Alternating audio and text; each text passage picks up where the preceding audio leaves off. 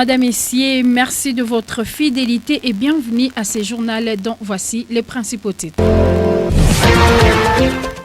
La société civile Force Vive de l'Ituri réagit sur la décision du gouvernement au retour de déplacer dans leur milieu d'origine. Maendeleo FM. La toxicomanie et la désinformation devient monnaie courante au sein de la jeunesse de Bahema Boga, Mitego et Banyali Chabi. On en parle dans ce journal. Maendeleo FM. Clôture d'une session de formation conjointe à faveur de 37 officiers, agents de la police et FARDC. Maendeleo FM. Madame, Messieurs, c'est tout pour les titres, les détails dans un instant.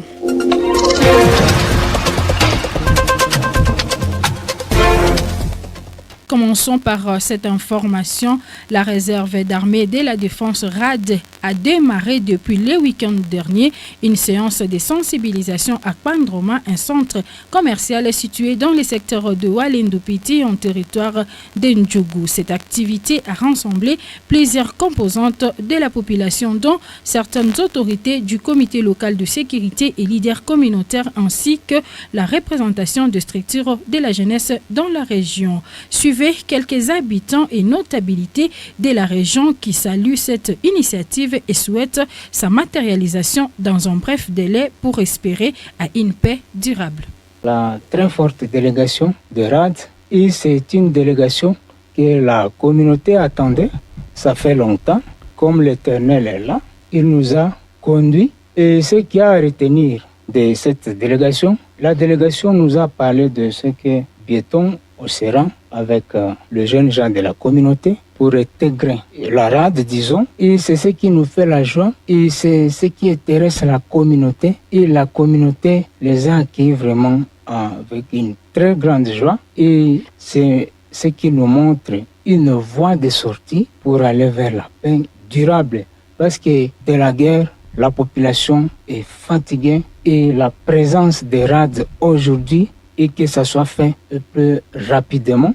Oui, nous remercions sincèrement le gouverneur pour avoir déployé l'équipe de RAD ici sur terrain à Pandroma parce que la RAD a été toujours attendue, ça fait longtemps. Mais si aujourd'hui la RAD est sur terrain, nous remercions sincèrement l'effort de son Excellence, Monsieur le gouverneur de l'Ituri, pour que la mission puisse réussir sans problème. Certainement, il y aura un impact positif si on met la main dans la pâte ensemble avec tous ceux qui ont participé en cette rencontre ou bien dans la sensibilisation qui a eu lieu aujourd'hui à Pandroma.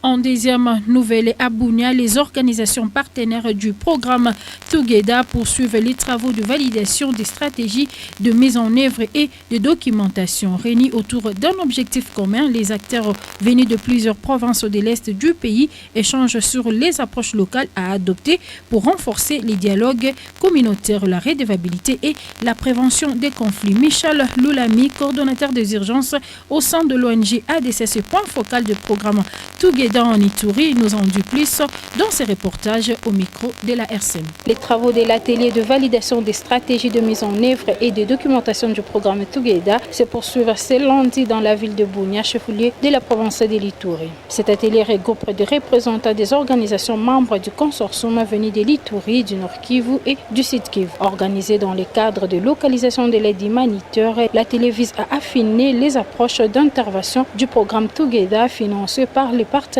internationaux et mis en œuvre dans plusieurs provinces de l'Est de la RD Congo. Les échanges portent sur les dialogues communautaires, la redevabilité locale et la prévention des conflits. Il est essentiel que les stratégies soient contextualisées et portées par les acteurs locaux, a souligné l'un des facilitateurs. De partage d'expériences et de réflexion sur les outils de suivi et de documentation rythme cette rencontre. L'atelier doit aboutir à un document cadre validé servant de base à la mise en œuvre coordonnée du programme dans les zones ciblées. Les objectifs de cet atelier, c'est que, donc, premièrement, finaliser les travaux qui avaient commencé à Nairobi, quand nous avions rencontré partenaires de la Somalie, de l'Éthiopie.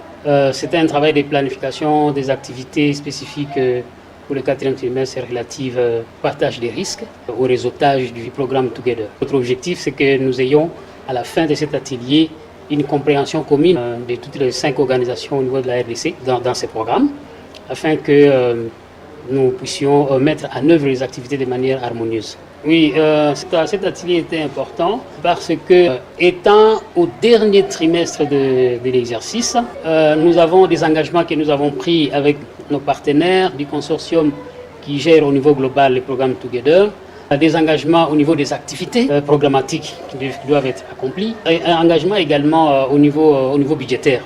Donc, on voulait s'assurer que nous serons en mesure d'atteindre les indicateurs pour le 4e trimestre, parce que nous allons avoir un dernier rapportage. Et deuxièmement, nous devions également nous assurer que les fonds résiduels que nous avons dans toutes nos organisations seront en mesure de financer ces activités.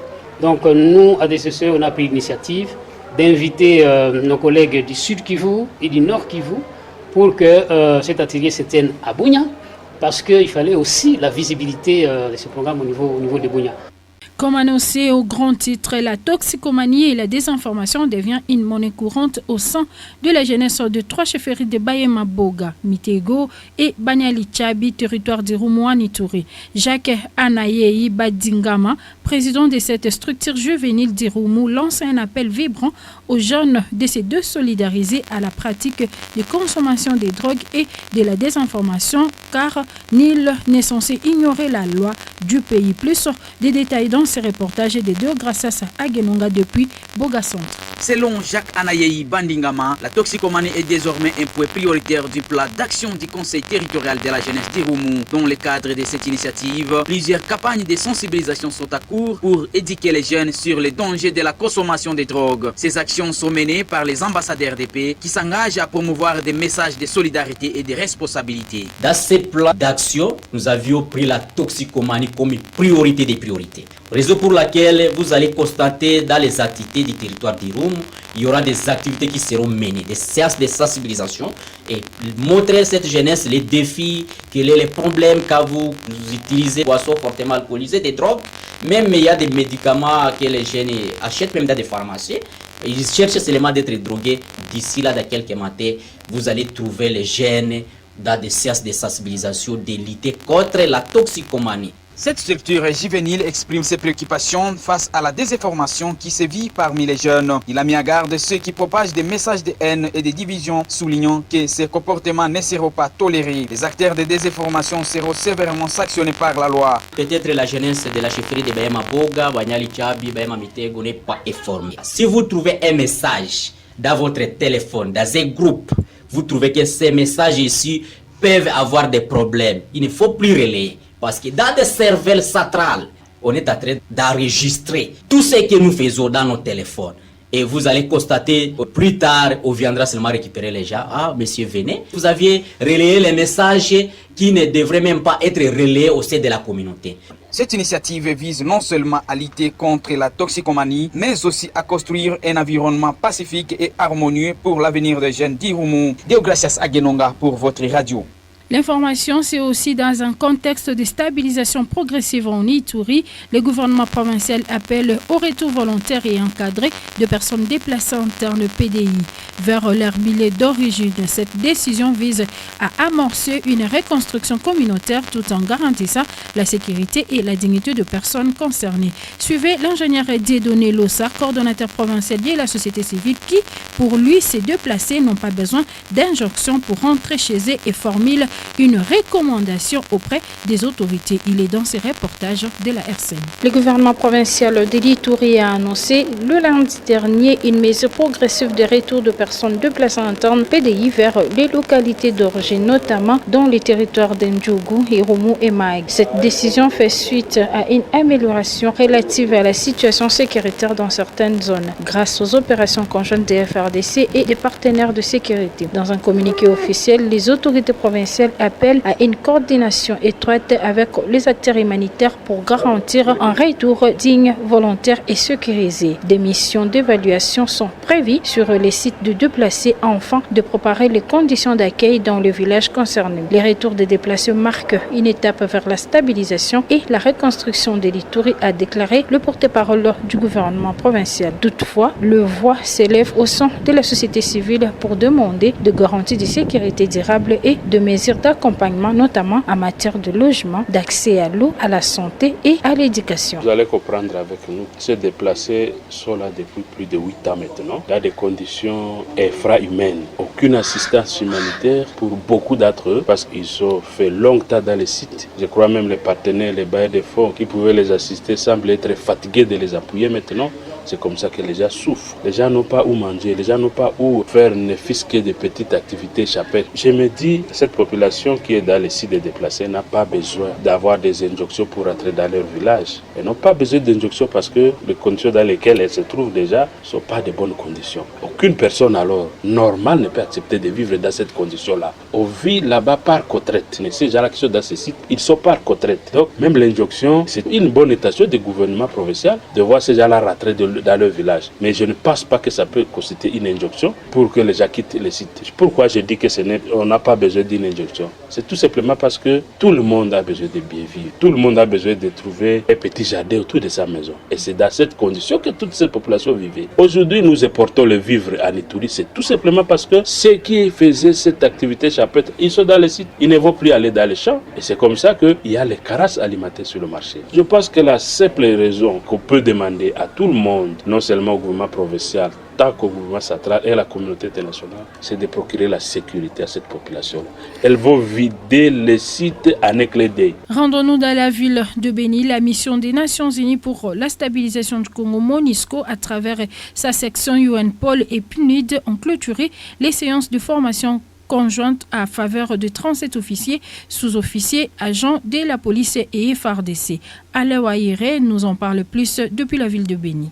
Les formations ont porté sur des thématiques essentielles, notamment la lutte contre les violences sexuelles basées sur les genres, la police des proximités, la direction d'enquête, la lutte contre les radicalismes, la gestion des scènes des crimes ainsi que la sécurité des zones carcérales. Le chef de secteur UNPOL, Abeni Mamadou Kaba Soare, a souligné que cette initiative traduit la volonté conjointe de la MONUSCO et de la PNC de renforcer les capacités opérationnelles des forces de sécurité locales, considérées comme des piliers de stabilité, de la paix et de la sécurité dans la province du Nord Kivu. Ces formations portant sur diverses thématiques d'importance stratégique visent à doter les forces de police congolaises de compétences nécessaires pour faire face aux défis sécuritaires complexes auxquels elles sont confrontées, notamment dans un contexte marqué par l'état de siège dans le Nord Kivu.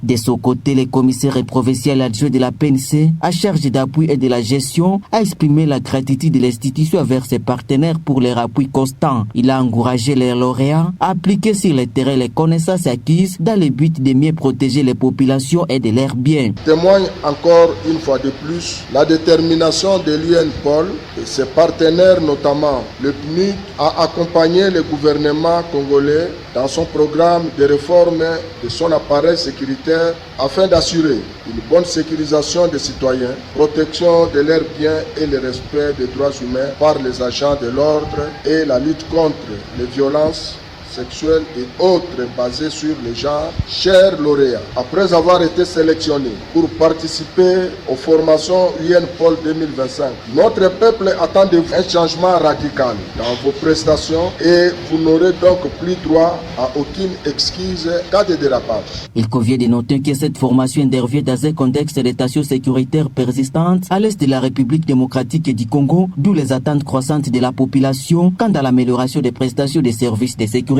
Béni, Aléo Aïré, Radio Communautaire Maendelo Bunia.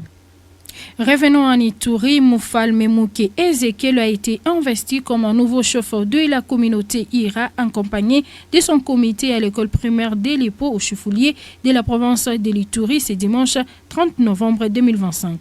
Cette cérémonie marque un nouveau chapitre pour la communauté IRA qui espère voir son développement et sa stabilité renforcée sous la direction de Moufal Memouké Ezekiel que je vous propose de lui suivre au micro de votre radio.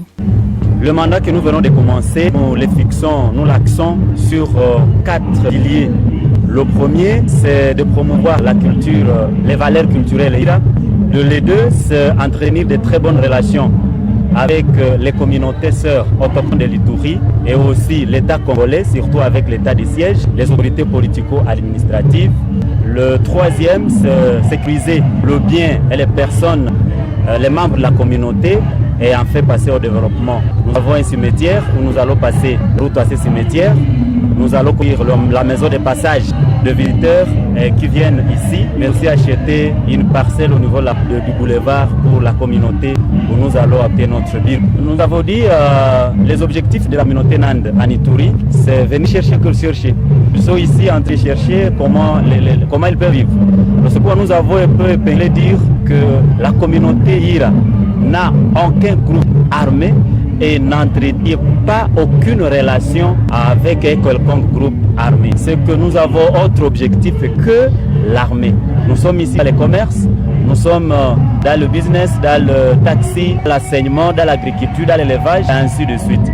Pas l'armée. C'est pourquoi ceux-là qui veulent mettre sur notre dos les groupes armés, Maïmaï, je ne sais pas, ADF, il est question d'identifier comme il se doit les noms de ces Kasereka.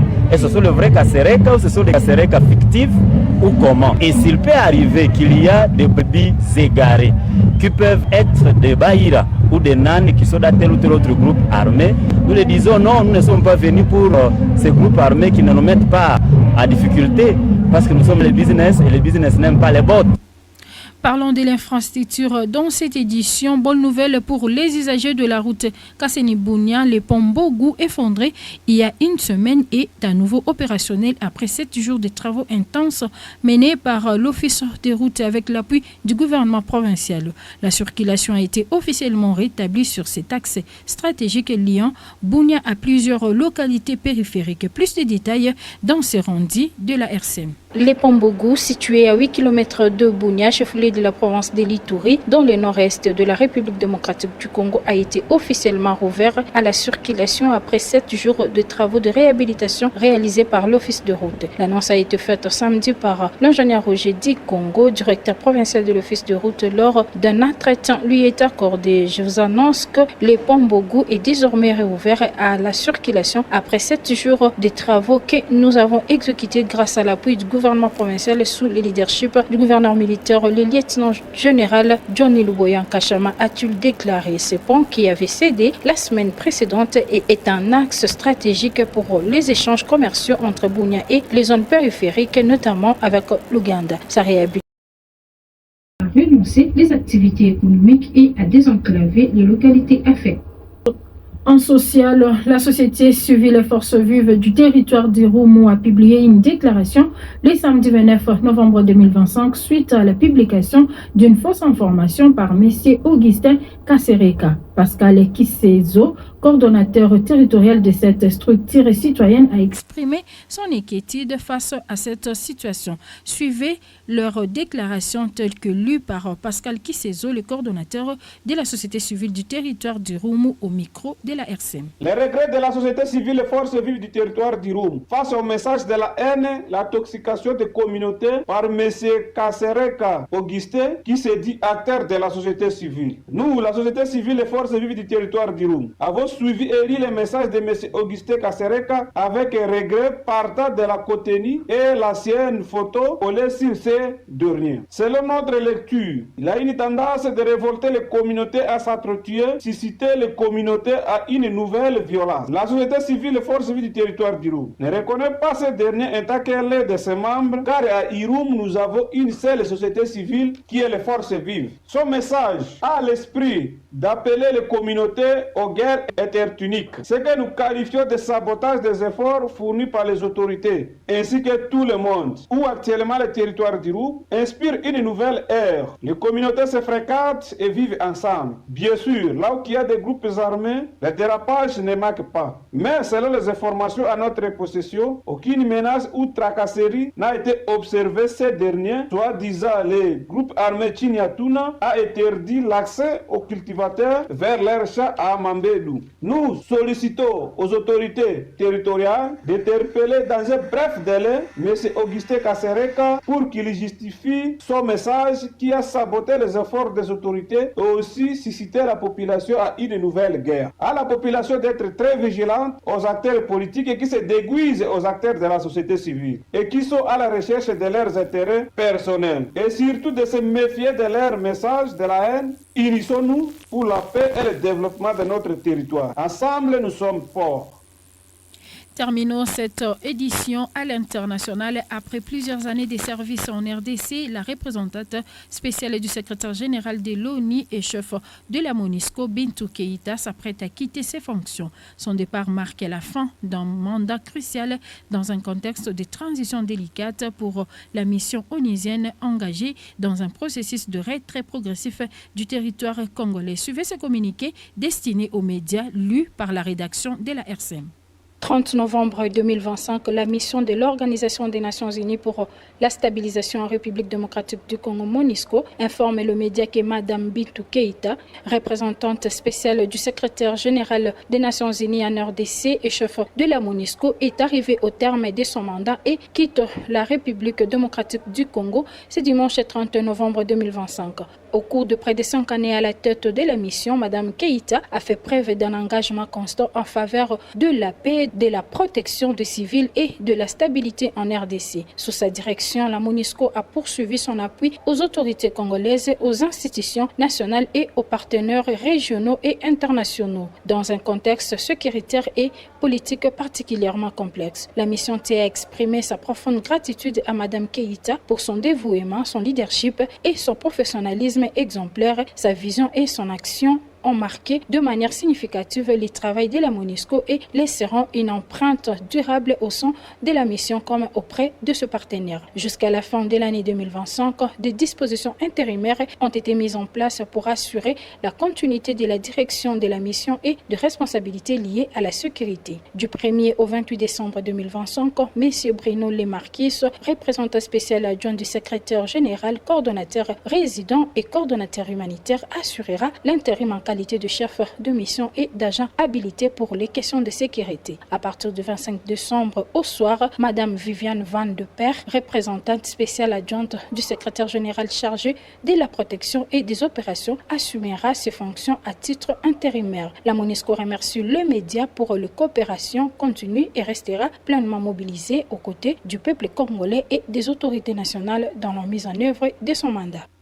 Madame, Messieurs, fidèles auditeurs de la radio communautaire Maendeleo, c'est par cette information que nous mettons un point dans cette édition. À la présentation était Nicolette Kodiango, la mise en onde de Jean Sirumbata sous la direction de Biamungu Kachelewa. Retrouvez cette même édition dans notre chaîne YouTube Maendeleo Bunia TV avec le grand youtubeur David Sissilema. Mais avant tout, ceux qui nous ont trouvés à mi-chemin, voici les rappels des principaux titres. Maendeleo FM. La société civile Forces Vives d'Elituri réagit sur la décision du gouvernement au retour de déplacer dans leur milieu d'origine. Maendeleo FM. La toxicomanie et la désinformation deviennent monnaie courante au sein de la jeunesse de Bayemaboga, Mitego et Banyalichabi. Maendeleo FM. Clôture d'une séance de formation conjointe à faveur de 37 officiers agents de la police et FARDC.